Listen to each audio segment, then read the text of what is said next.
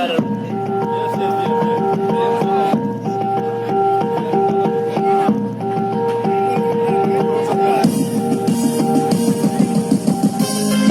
Moroy Bagai Kula. Tarian pada malam hari ini adalah penampilan dari Kabupaten Nias Barat.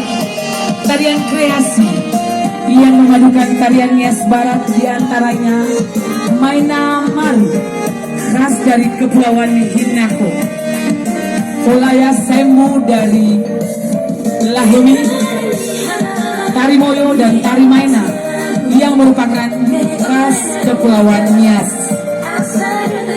Dalam tarian ini menyiratkan bagaimana seorang gadis yang jatuh cinta pada keindahan pesona Tanah Gaikula ketika matahari terbenam.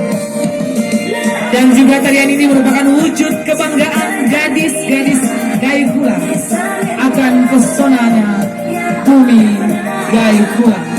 Ladies and gentlemen, let's enjoy the presentation from West Nias.